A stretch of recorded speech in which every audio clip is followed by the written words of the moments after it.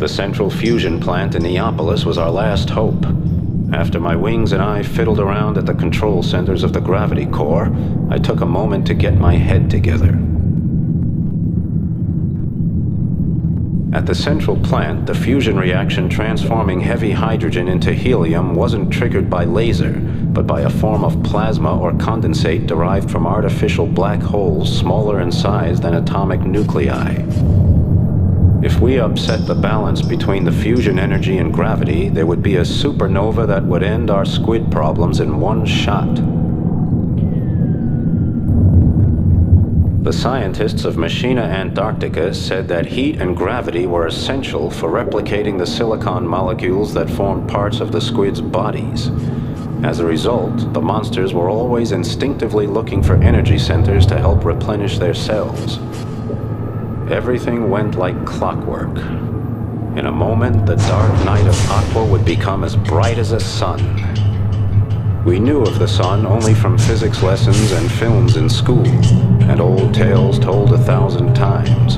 But everyone talked of its power. None had ever seen it, but everyone talked of it. This sun was a star of hell and message from another world. I stared into it as the gravity kernel of the power plant imploded into a neutron ball and sank to the center of the Earth.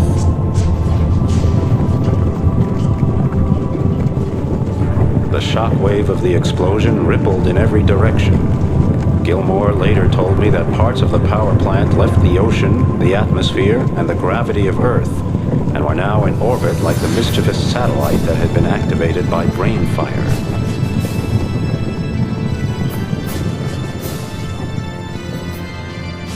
The monstrous Fornius, the creature from within whose belly Mad Sam Cahonen had waged his hopeless fight for freedom, was dead. As the hours passed and the seas calmed, we took a look around. Everything was quiet, just as it was supposed to be. The deep ocean was silent. DeGrange, Pico, and Harper drove their bad memories away in Brewmeister's dive, while Shaka, Gilmore, and I kept watch on the scene of devastation. Everything around me was calm, but my emotions were still simmering over a low flame. Lisa's smiling face passed in my mind, Shaka's words still echoed in my ears, and Gilmore's eyes pierced my heart.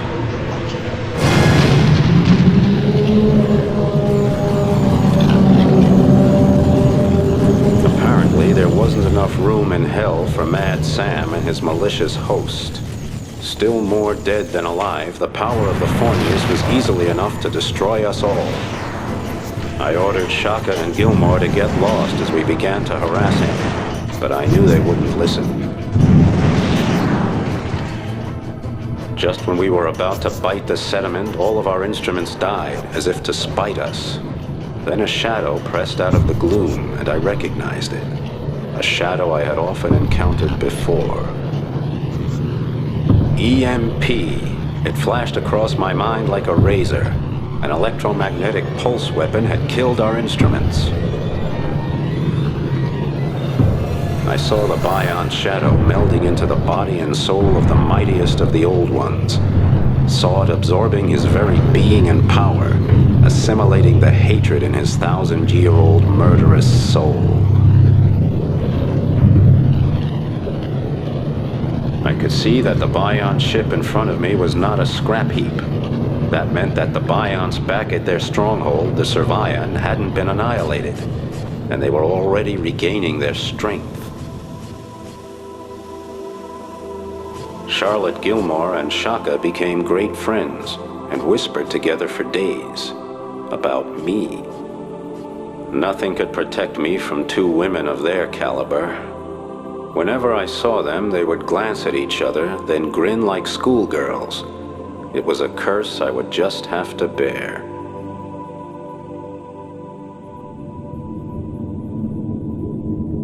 We sat in the control center of Brainfire, the research vessel that had been the start of all our trouble. Somewhere in Neapolis, Ivan King and the crew of the Creole Girl celebrated being alive.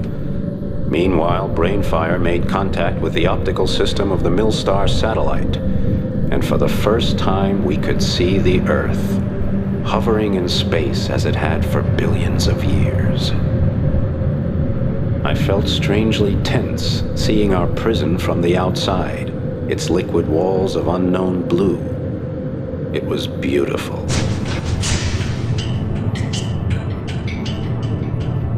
Weird, something metallic caught my eye, and with a word the camera zoomed in. Structures, and something recognizable in silvery gray. The camera moved in tighter and I could make out small flashing lines along the coast. What the hell was it? The satellite moved on to the south. Clouds still remained from the huge explosion 5 years ago when the stronghold, the Servian, had been destroyed. Zoom in. The Servian. The Bions. The destruction of their stronghold 5 years ago had only been a small hitch in the system. They had built a massive reproduction plant on the continent, developing their own biotechnological civilization, and they had done it with phenomenal speed. Somewhere below, the Biont unit that had assimilated Fornius would arrive, and all the data and features, whether those of the squids or Mad Sam, would be adapted to the technogenetic code of a species that wanted to exterminate us from our own planet.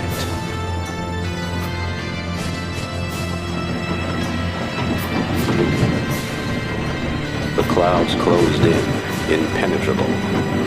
Nobody said a word. Someone swallowed hard.